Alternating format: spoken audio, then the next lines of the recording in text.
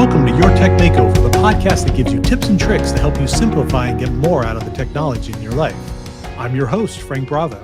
Today's topic is making the most of your phone camera. You know, this is just in time for the holiday season when we're all pulling out our phones to capture family moments, meals, decor, and more.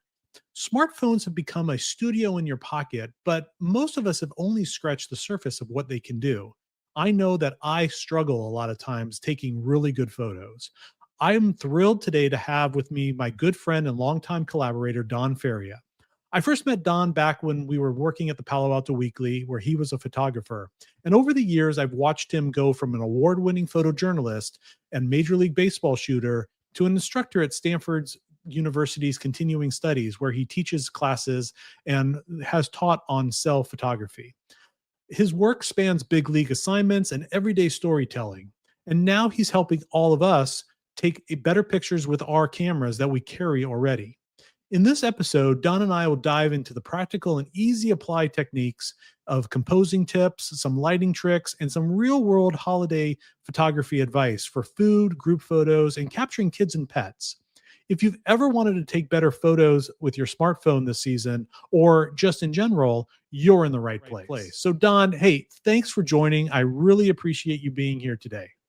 Frank, it's always such a fun time to be with you, and for the relationship that we've had for so long. It's really an honor to be on all your projects, and this is going to be fun.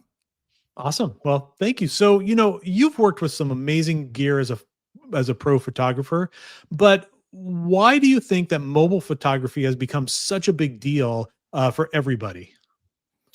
You know, Frank, this is a question that I've been considering ever since I started. I mean, when was that? Back in 2007, when I was at Macworld, when they called it Macworld, and Steve Jobs introduced the browser, the phone, and the revolutionary internet device on that stage at Moscone.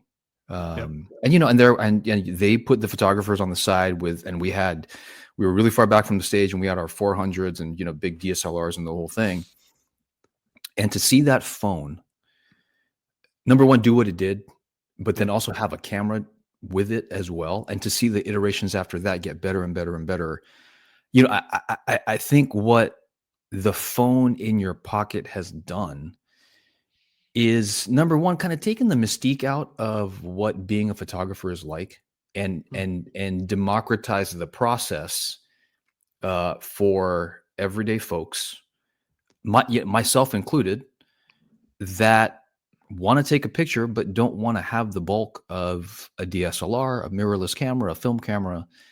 And with the iterations after that, as the camera's gotten better, with the internet, social media, you can document, you can distribute, and you can communicate with that one little device. Whereas before, you would have to rely on folks like me, folks like us, to publish the content in a very limited form, right? When we were back at the paper, we only had 40, 50 pages, right, for just a few number of stories. And the only communication that we would have with our readers was emails or letters to the editor. And it was a process. It was days, it was months, it was weeks. And now it's instantaneous. It's seconds. And for all of us to be able to express our point of view and to be able to interact with our audience or whoever gets to see it, right? I'm seeing stuff on my Instagram feed that never thought I'd ever see, but loving it and really enjoying it. And to think that the power of communication and influence and information dissemination is in your pocket. I think that's just been such an amazing thing for the way that we interact and understand and communicate with one another. And I'll tell you, it's only getting better, and the camera is along for that ride. for sure. Yeah, I mean, you're right. It's pretty amazing the amount of stuff that we see on Instagram or Facebook or TikTok or all those things are only possible because we're carrying these cameras in our pocket. You wouldn't want to roll out your DSR or something like that and then try to get that into a photo sharing app like an Instagram. Right. You've shot with some pretty serious cameras. I mean, I know some of your lenses are two, three, $4,000. Right. But where do you see the phone camera shining as compared to those, beyond just the being able to shoot something at a moment's notice? And where do you see them falling short? Because I mean, obviously, I mean, my new iPhone 17 Pro, the camera is amazing, Right. but I don't think it's as good as that $3,000 lens. I mean, maybe it is. In some senses it is. In some senses it isn't. The reason why myself as a working professional will opt for, like you said, a $3,000 lens, a $800 lens. Autofocus is faster, right? Glass is Mm-hmm. sharper. Sure. And when you're serving clients who have an expectation, especially when there's subjects that are moving, people, animals, pets, sports, you want to have those fast motors that can capture the focus a lot quicker. You have a lot more range, right? I'm using a 180 millimeter, 200 to 300 to 400, and then you can get as wide as 1600 or a fisheye Sure. that's 8 millimeters wide. And the versatility of an interchangeable lens system, you still can't beat it. That said, like we talked about earlier, do I want to be carrying 20 pounds worth of gear on my shoulder? Right. When I go to the grocery store, Yeah. right? Yeah, I'm thinking about a time. I remember I was at Target on the peninsula, and there was a great kind of geometrical scene as I was walking into Target. And it would have been great if I had my medium format, large sensor camera, but all I had was my phone. And back then I think it was an iPhone X or XR, the 10 or whatever, which I thought was a great setup already. Absolutely. And you know what? That's what I had. I understood what the light was doing and things like that. Took a snap of it. Was able to get a nice 11x14 print out of it. Mm-hmm. And so in that situation, if you would have asked me, would I have wanted to have my pro setup? Sure, of course, right? Because you want that information, you want that gear. But I would have said, you know what? Probably no. I probably would have just wanted the phone because I was going in to get cleaning supplies and toilet paper and all that stuff and stuff that would be in my hands, and I wouldn't be able to have the full setup. So there are a lot of times, and I'll say, with the exception of work, there are a lot of times in my everyday life where I would prefer this little gadget as opposed to the $10,000 setup that I use for work. Yep. And so, and the way that they're developing the glass, I mean, they have like mine has what, two lenses, right? This is an iPhone. I think this is an iPhone 13. Okay. And so it's several generations old, but it's such an improvement over the 12, the 11, the 10, the 8, the 9. And I know that the next one that I'm going to get, and I'm due for an upgrade, it's just going to be 10 times better. Yeah. And I mean, I think you're absolutely right. I mean, I have said for years and years and years that my phone was the best camera I've ever owned. And every year, every time I upgrade, that is absolutely the case. I mean, this thing can zoom, digitally 40 times. Yeah. And the photo at 40 times is amazing. I took some photos. I took a photo of my dog at 2 times, which is a real zoom at that point. And it is phenomenal. But, knowing the limits of the phone, I think probably helps people understand how to take better pictures, or at least I have found that.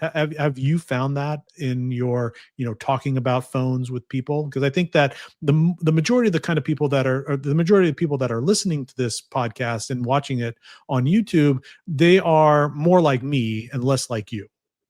Right. Right. No, I agree with you 100%.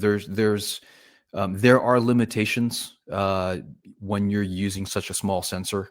I mean, these sensors are probably the size of your pinky Yeah. nail, and because they're so small, because the physical limitations of having to cram it in that small of a space means that you inherently have more depth of field, right? You're not Mhm. going to get that separation between foreground and background like you would with a 35 millimeter sensor or even larger medium format sensor. And so you sacrifice that.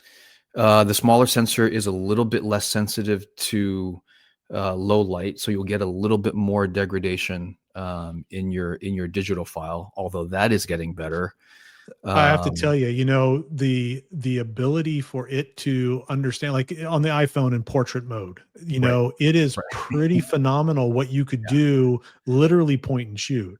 yeah, And later on, I'm going to ask you about flashes and that kind of stuff. I try to never use my flash right. because the low light photography that you could do on this iPhone seems to be, and I know my younger son has a Android device that is just, actually he would say it's better, but it is just as good as doing low light. So Yeah. it is pretty phenomenal.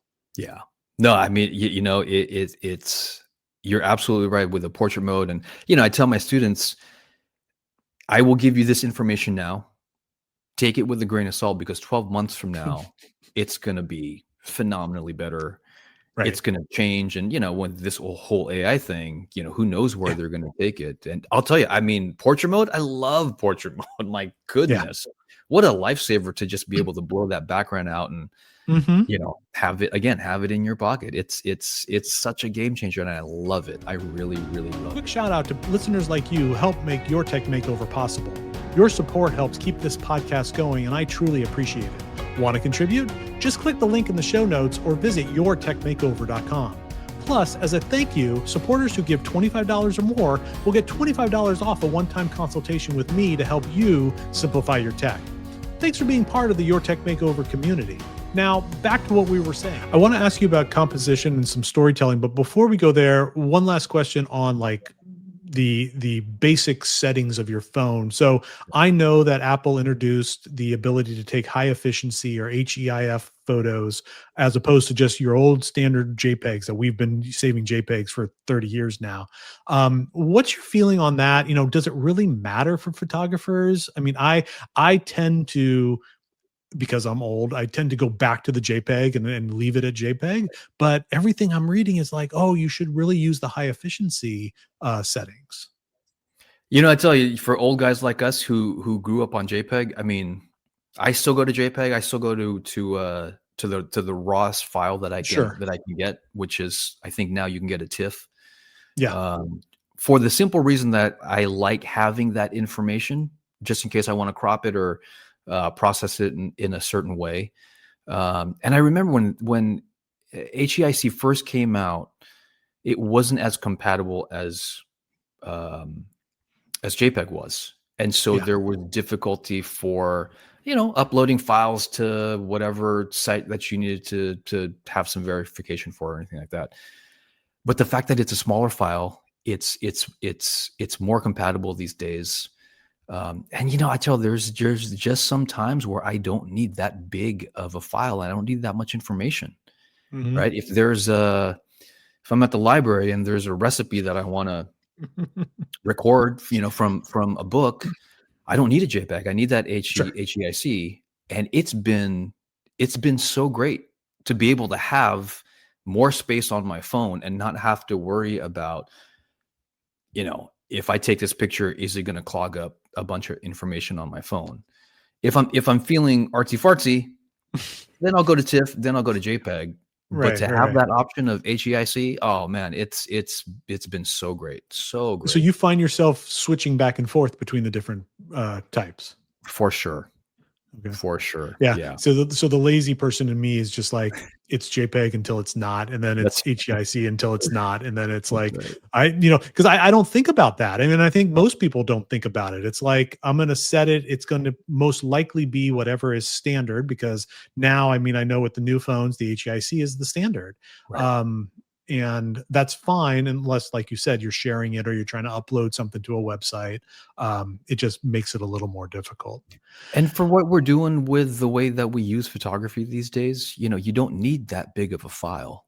Right. HEIC is more than enough to, text you an image of a birthday party that I attended, or some sort of whatever that I want to share on social media. So Right, you don't need to be sharing a raw file on that's Instagram, to your 7-inch phone. It's just not gonna do you right. any good. That's right. So as far as taking pictures, what are some simple tricks that people can use that will instantly make their, photography better on their phone? And what kind of common mistakes do you usually see when people are doing those photos? 'Cause I know I know what a good photo looks like, but Mm. I don't know that I really know logically why a good photo looks good. Yeah, and this goes along with what we were talking about with the smaller sensors and depth of field, is that whatever your subject is in front of really impacts the how good your photo turns out. Okay. If I'm making So a portrait background of is important. background is absolutely huge. If I'm making a portrait of you and I stand you up uh, in front of a light pole, Mhm. right, and there's a big pole coming out of your head, it could be the greatest photo of you, but you got a pole coming out of the back of your head, right? Or if I'm shooting into the sun, Right. and I'm shooting at the wrong angle, there's just going to be a big lens flare that isn't flattering to the final image. And so, as much as the subject is important, what you put it in front of makes or breaks the visual impact of your message and the aesthetics of the photo. So that's the one thing that I really want to impart that I impart to my students, is that be conscious of what's behind your subject, because your subject can be really great, and because you're taking a photo of that object or place or thing, you really want to immortalize it by having a clean background, which portrait mode helps, right, because it'll blur it out. Right. But you really want to be conscious of what's behind your subject. And that's super important. I mean, like we don't always have if we're out shooting a soccer game of our kids or we're at a dinner, we don't always have total control over that background. But Right. even moving a foot to your left or a foot to your right might get you that kind of background that is better than not. I mean, I know a lot of the photos that you've taken for news or in sports, you are stuck with the background that it is because you can't change that perspective. But I Yeah. think that with us, shooting just snapping photos, you do have a little bit of control. Now, you probably aren't going to go to somebody's house and tell them to take the pictures off the wall because they're distracting, but you could also, move people around a little bit, especially Absolutely. stationary photos. What about and I remember us talking about this at the paper long time ago, the me and my prop photo. So I'm winning an award, and I want a picture of me with my certificate. How would you tell people, or what would you suggest to people to make those kind of photos better? If you're having an object that you want to have in the photo, a lot of people will naturally bring it down to their waist level. And so Mm, you have a gap between the chin and the top of the plaque or the award or the statue that they're holding. And so that negative space really kind of takes away from um, the viewer's gaze, and it splits it between that shiny object, which is down lower in the photo, and then the face of the person, which you actually want to see. So I think if you bring the top of that plaque or object or award right around middle of chest, so that their hands aren't straight and Mm. their elbows are kind of a little flared to the side. That makes a little bit more of an impactful photo. And then also turning their shoulders at an angle so that you're not straight on to the camera, where this plane of my face and the front of my body is parallel to the plane of the Mm. field of the camera. So Okay. just by turning at 35, 45 degrees, you create a little bit of a visual kind of dissonance that introduces the third, I guess in mathematical terms, of the third axis, and gives you just a hair bit of dimension, whether you're photographing one person or two people at an angle, or a group where you turn the folks on the left to one angle and you turn the folks to the right at another angle, so you kind of converge in the Okay. middle, so you have a little bit more depth in that image there. Oh, and it's a little more interesting than just this line of people or me holding, whatever it might be that I'm holding up. Right, right, Yeah. right. So you have these groups of people, and I know that lighting. We've talked a little bit about lighting, and Yeah. sometimes you can control the lighting, sometimes you can't control the lighting. What's your best advice for indoor lights, outdoor lights, especially during the holidays? I mean, I know that in my household, we have the Christmas tree. It might have white lights, it might have colored lights, it probably will have white lights. So you have this weird light source, and you have the normal light source in the room, and maybe you have some backlighting because you have a window behind you or a window Right. behind the person that's taking the picture. So how do you handle those kind of tricky situations like that? Yeah, I mean, and tricky is certainly the right term to use for that, because you have different color temperatures, different sizes of lights. I think for me, if I was to walk into a room, I would gravitate towards the largest source of light, meaning relative to my subject. Okay.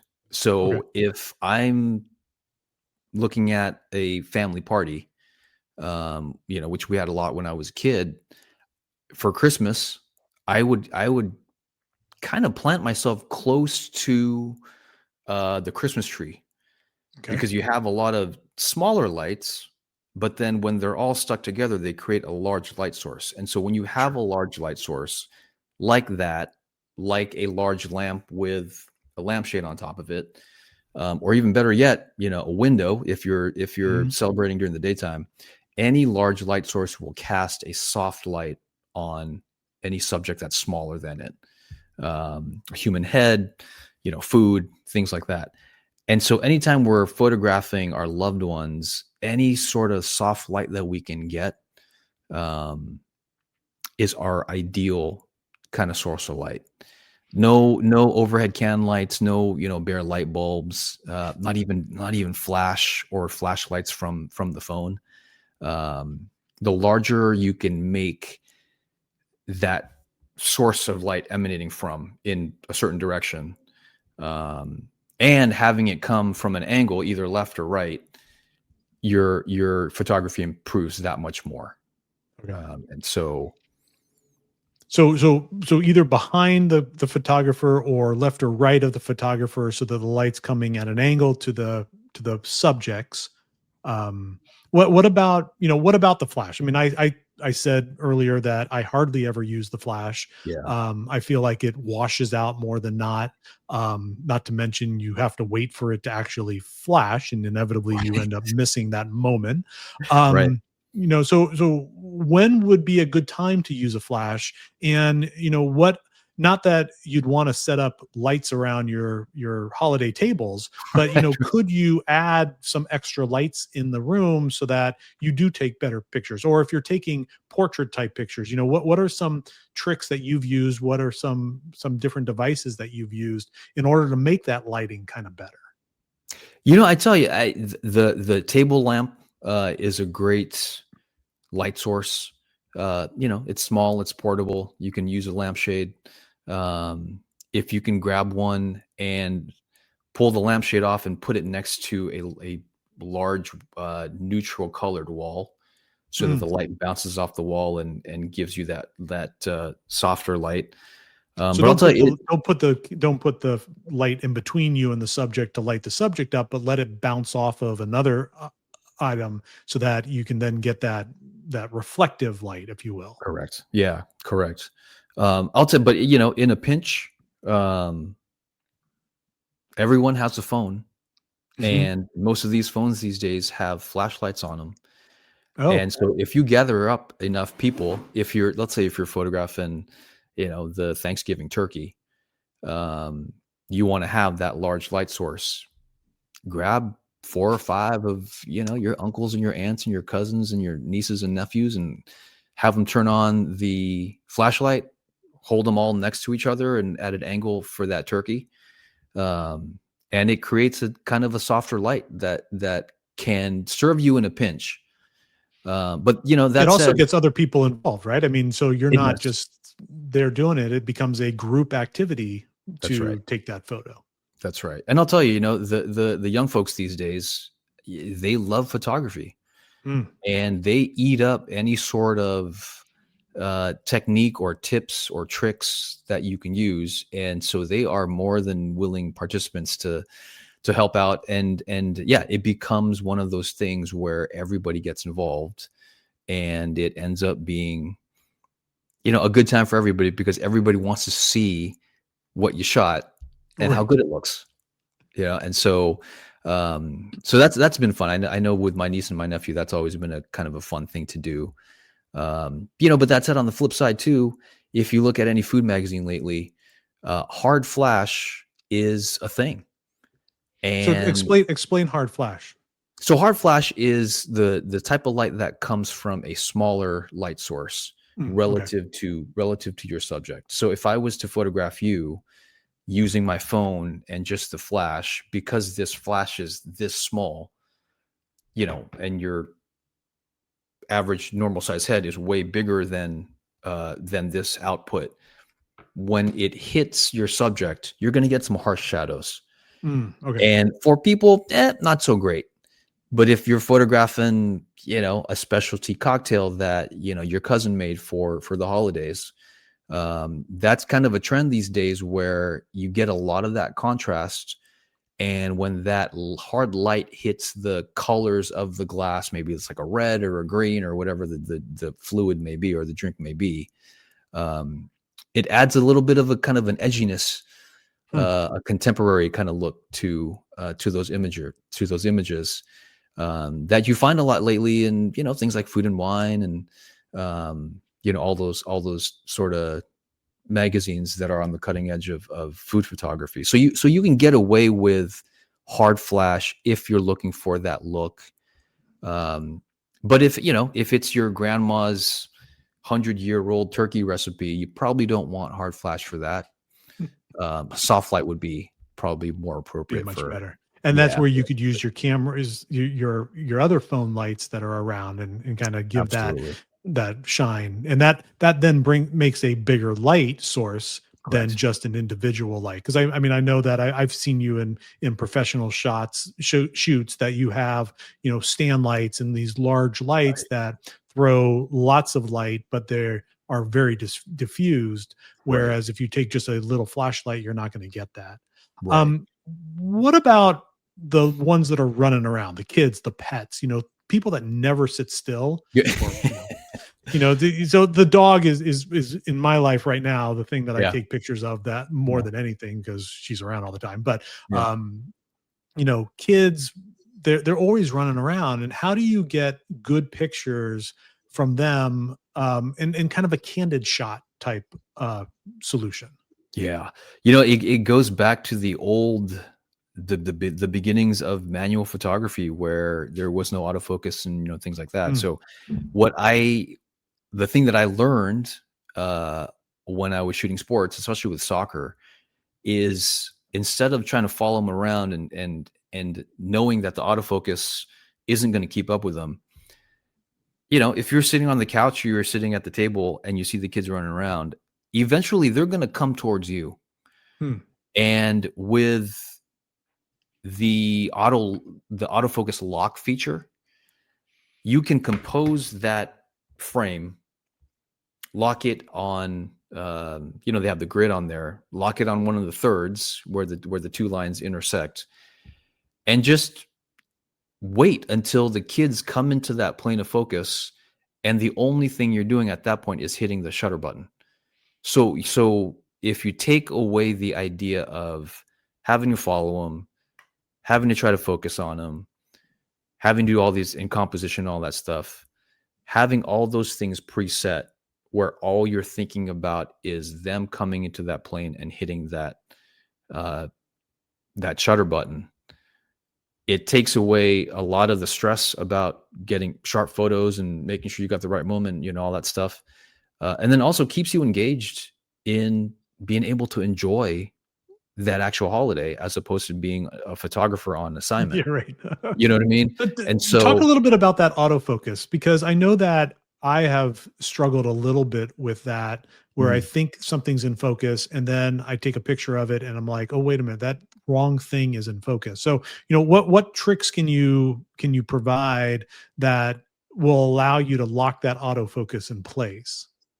yeah, so I mean, if I'm thinking about a time where we were at holiday, I think I was back home overseas, and we had the adults at the table and the kids running around, and I was trying to talk to my aunts, my uncles, and my grandma and my grandpa and the whole thing, but also knowing that this is a moment where you're not going to get again because the kids are going to grow up and all that stuff. Sure. And so I was pivoting back and forth, and I remember seeing them and knowing the kids, and this is a thing when when you're with your family, is that your family's tendencies, Right. right? Yeah. Where the kids are going to run around, what they like doing. And so having that information and using that to your advantage, knowing that, okay, they're running around in circles right now, so at a certain point they're going to be about 5 feet away, and it's going to fill up my frame. It's going to be prominent in the picture. It's going to make a great picture. And so what I'm going to do is I'll take my phone, I'll tap and hold until the little box lights up. And this is for iPhone, but I'm sure it works for Android too. Right. It'll give you that confirmation that you're locked on that one thing. And for me, it was this, my grandma's house had like a little sunken courtyard in the middle of it. And she had this plant at the corner of the door. So I pre-focused on that plant, and then knowing that the camera sensor is so small that you have an inherent deep depth of field, that anything between me and the plant will be sharp or relatively sharp. And I would just sit there. I would, you would listen to the kids as they were screaming and laughing and yelling. And as the sound got closer, I would turn, my attention and just kind of frame up and wait for them to move. And, I mean, let's face it, I didn't get into the first shot. I didn't get into the second shot. But by the 5th time, the 6th time, before they were pooped out and, sprawled out on the floor. And they became a lot easier to take pictures of because they weren't running around, right? Absolutely, yeah. But not nearly as fun. Right. But you still get the same sort of emotion as they're starting to tail down a little bit. So you get that. And then as fatigues, sets in and they start slowing down, that's when you can get up and photograph the aftermath. Sure. So you have the action, you have the reaction, and then you have the moment where things kind of settle down. So you have yourself a little mini story that you can build in the larger story of telling the narrative of Thanksgiving 2025, Christmas 2025 kind of thing. Right. And that's the thing, that people are going to take those photos and put 3 or 4 of them together and put them out on Instagram. What about burst mode? I mean, I think all the camera apps have some sort of burst mode. I mean, I know your professional cameras, absolutely, you could take hundreds of photos a minute with. Yeah. How would using something like that, I mean, obviously then it gives you an editing process because now you're looking at a million different photos instead of just one. Yeah. What tips can you give to our listeners and watchers that are around the burst mode, or do you even bother with it because you're just like, I want to capture this one instance? Yeah, no, it's burst mode is a tool. And burst mode, I really like it just because it gives you, again, I tell my students, the more that you can press that button, the closer you are to getting the shot that you want to get. Hmm. And, kind of take that with a grain of salt when it comes to burst mode. However, when you can photograph a moving object as it's going through the frame of your camera, as opposed to relying on that one single shot and having the perfect timing, that strength in numbers, those odds, when you talk about multiple images, will get you a little bit closer to the image that you want to get. The caveat to that is that if your timing's off, Mm-hmm. then you're not going to get the image that you want, right? If the Right. kids zoom past you already and then you hit the shutter, you're not going to get it. But that said, if you work on your timing and you, what we call, mash that shutter, you'll get a nice little sequence of one of the youngins running around. And from that 10, that 15, you can pick that right moment. And with that practice, your timing will get better and better and better, so that you have to rely on burst mode less. But burst mode, I tell you, it's a great insurance policy for times like that, where you're getting together with your family, once a year on a special occasion like that, in that circumstance. What about live photos? I mean, I know that like on an iPhone, again, we're talking iPhone here because you and I are both Mac people or Apple people. Yeah. What about the live photos? They drive me crazy when people send them to me, but I know that you can adjust the keyframe, the frame that you actually see. Yeah. And kind of the next step of that, what about taking video and extracting stills from those videos? Both of those things are such a wonderful creative avenue to explore. Not something that I would inherently turn to from the get-go, because I'm a stills guy. Sure. But that said, like you said, when you can move that keyframe around and take several live photos, stack them together, and create like a little animation, which Mm-hmm. I've seen people who are a lot more creative than me do that really, really well. I mean, it's a whole different way of communicating and storytelling and presenting a narrative that is fun, uh, engages your audience in a different way. And then there's times where the video part of it really makes more impact and has a better makes better sense Sure. than just a stills guy, which kind of pains me as a stills guy, right? Right.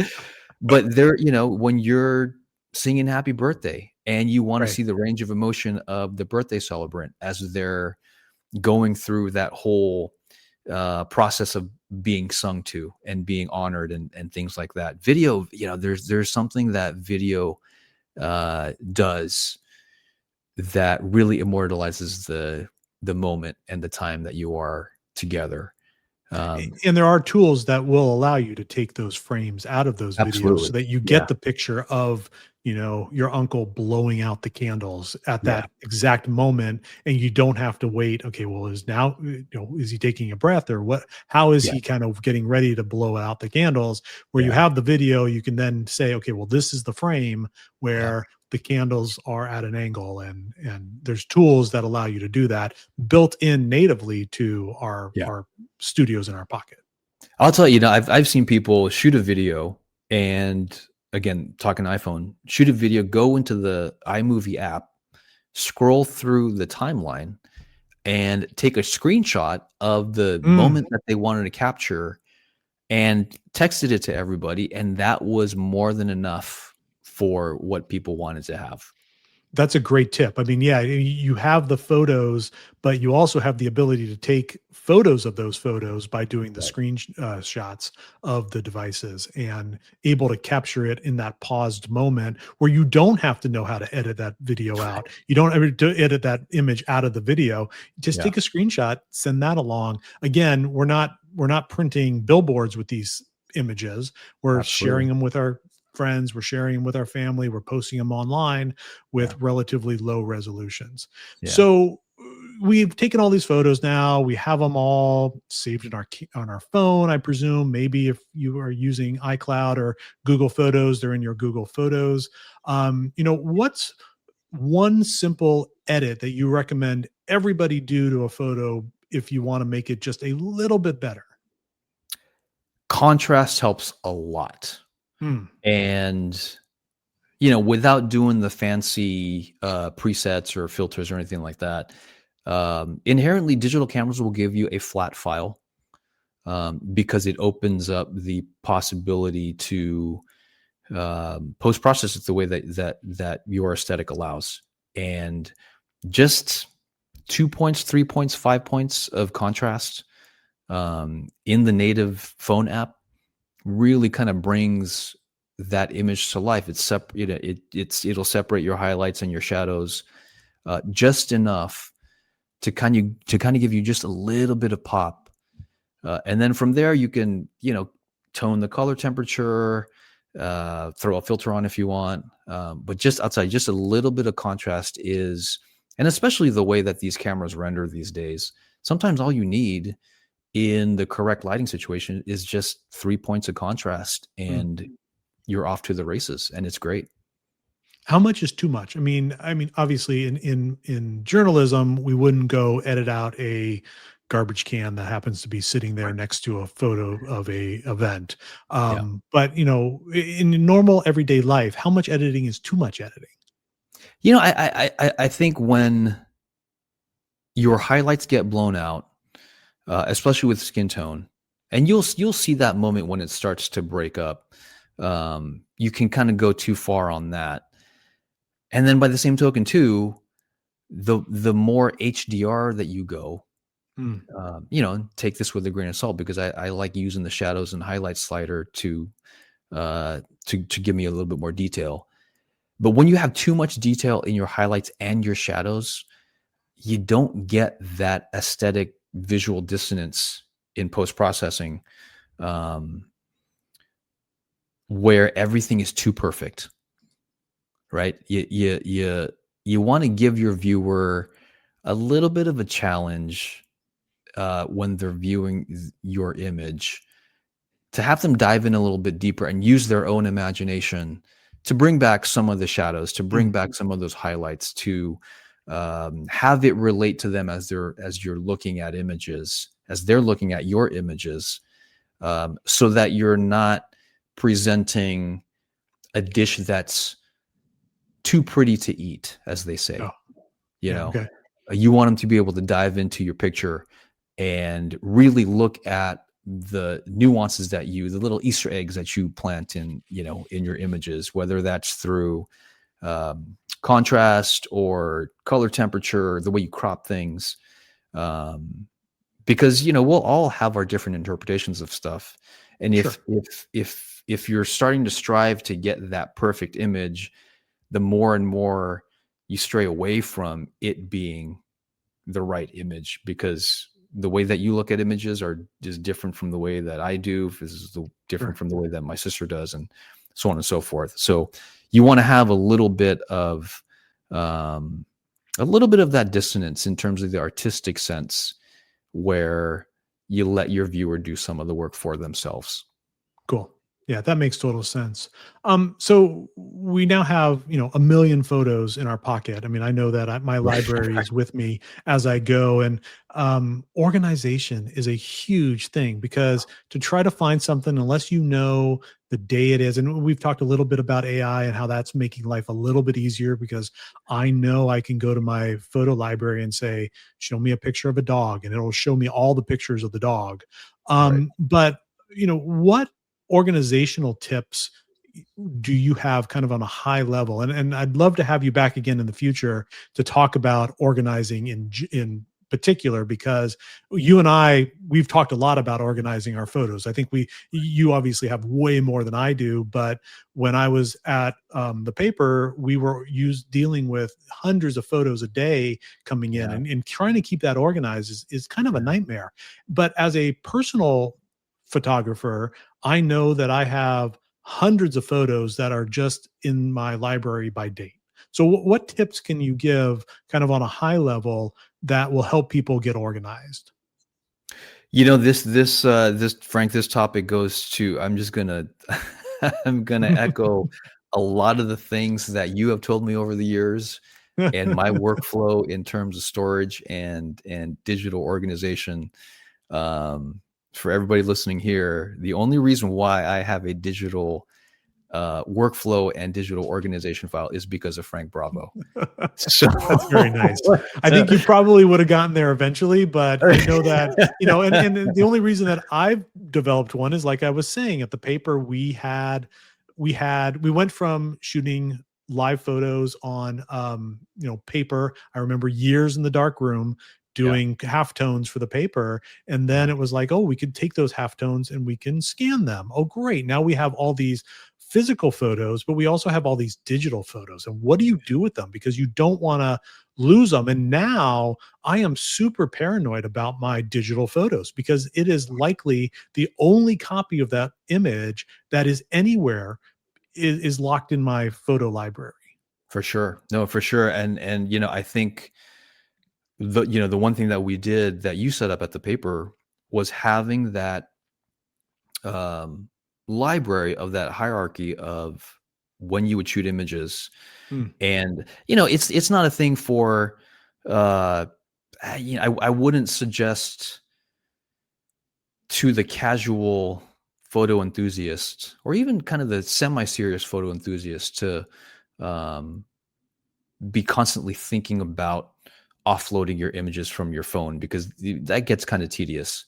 Sure. But being conscious of a monthly photo dump where you pull those images or make copies of those images that are on your phone and you put them on a hard drive, and being diligent about dating, putting those images in a folder that has the date and a short description of whatever it was, that party, that location, those recipes, like we were talking about earlier, whatever, so that you can remember that, okay, that picture that I remember was Thanksgiving, whatever year it was. So you can go back into your archives and say, okay, let me do a keyword search for Thanksgiving, so that you're not scrolling through 100 pictures of 2025 and trying to look from January all the way through December.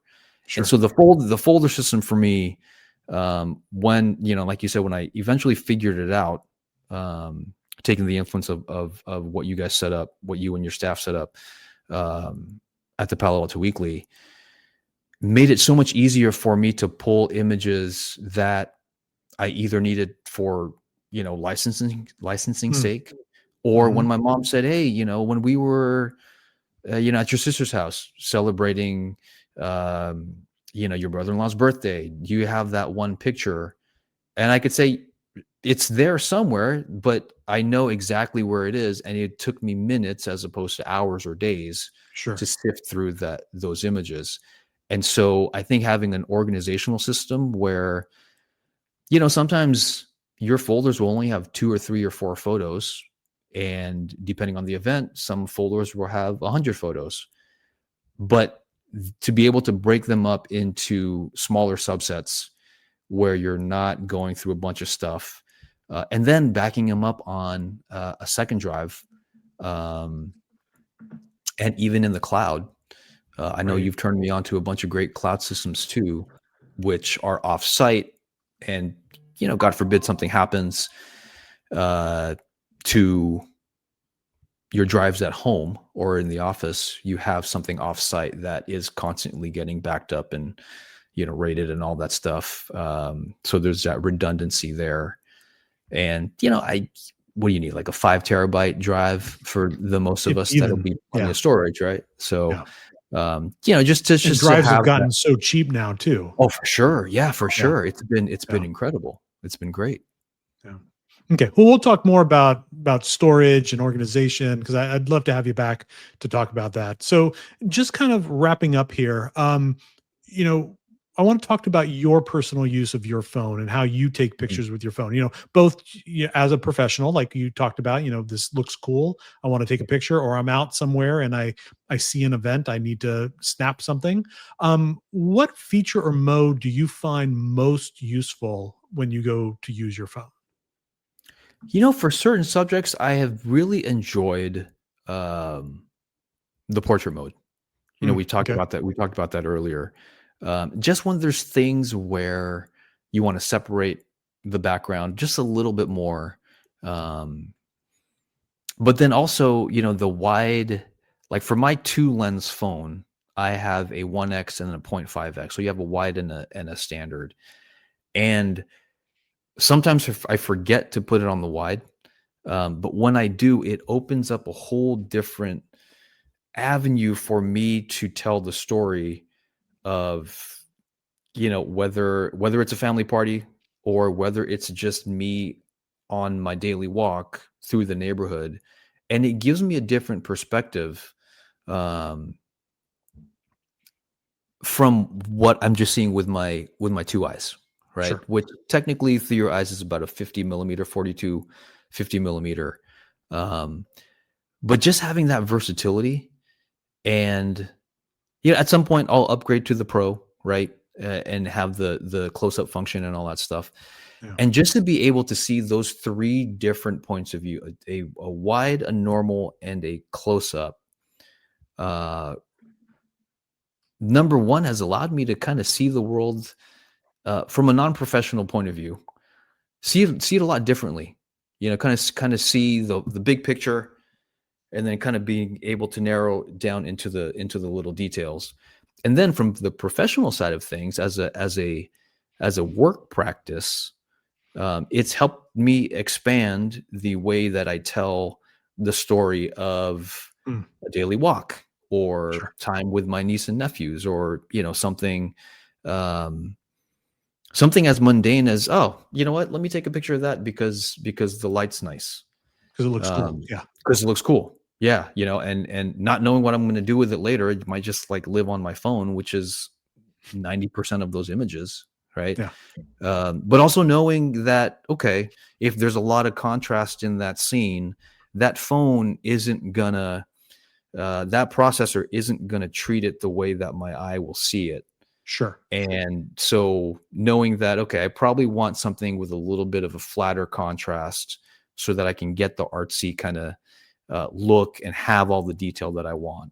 Or knowing that, okay, that's a contrasty scene, and I know that the phone is going to render it this way, and I'm going to react to that.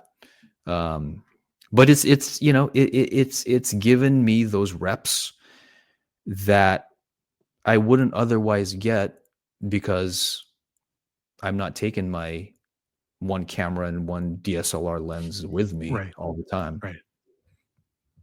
Cool. So, finally, we've talked about a lot of different things that people can do, normal people like me who aren't a photographer.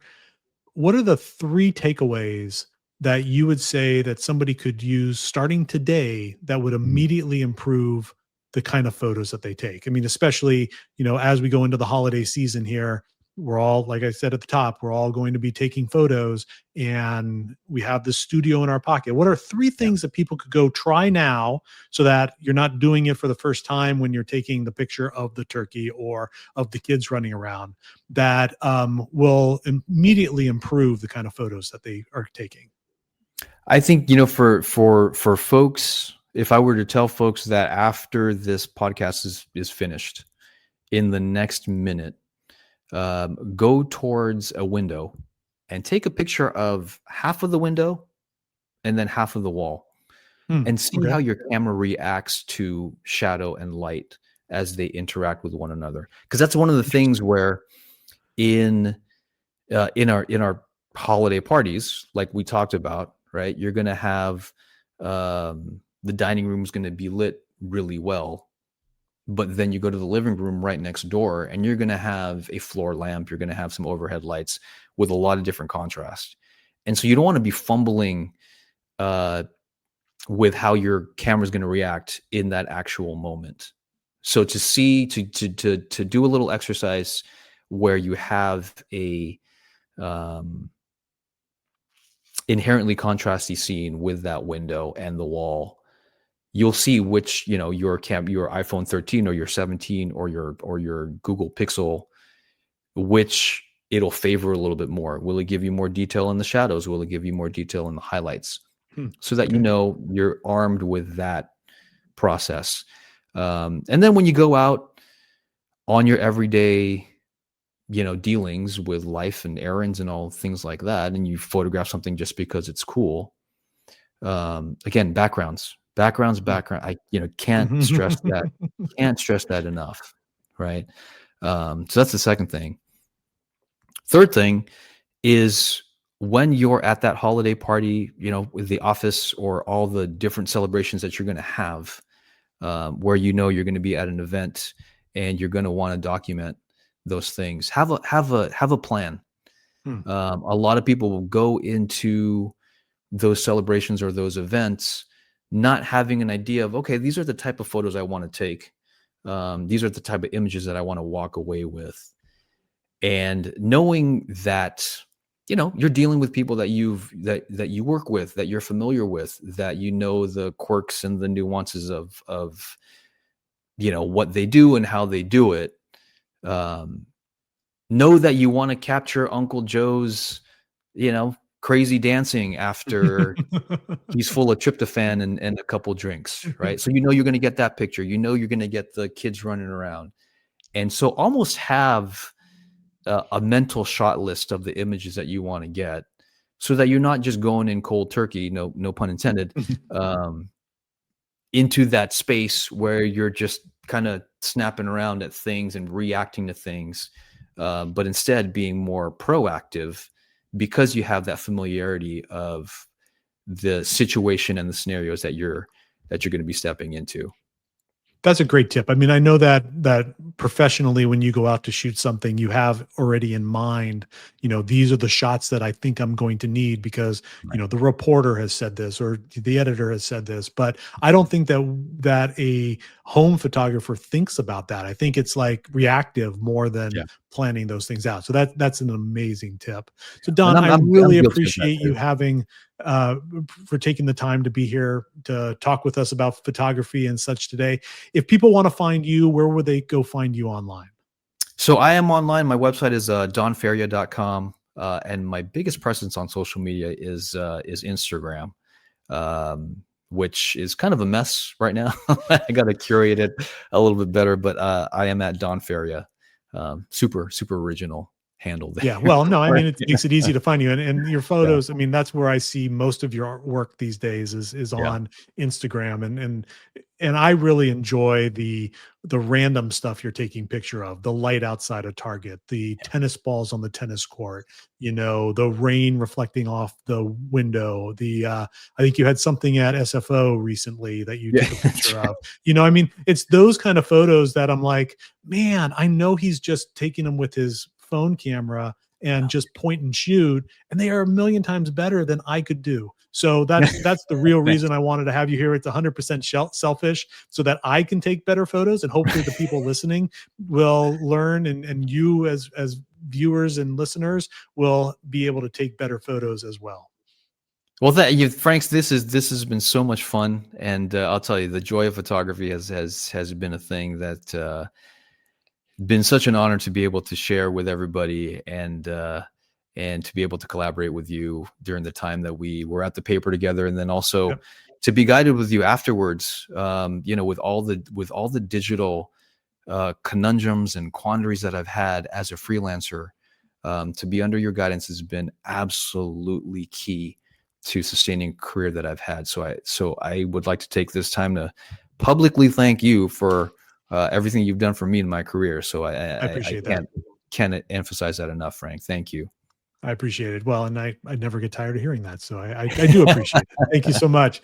All right. Thanks, Well, Frank. Don, I appreciate it. We'll talk soon. Absolutely. So, what are your takeaways to help you make your photography better?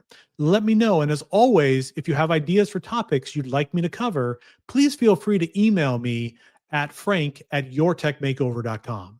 That's it for now. Thanks for listening to Your Tech Makeover. If you haven't already, make sure you don't forget to subscribe to the podcast, or if you're watching on YouTube, like this episode and follow the episodes on YouTube so you don't miss an episode. You can also check out yourtechmakeover.com, where you can see more information about each episode. And if you want to find out more about me, you can visit bravoitc.com. Until next time, I'm Frank Bravo, and this has been Your Tech Makeover.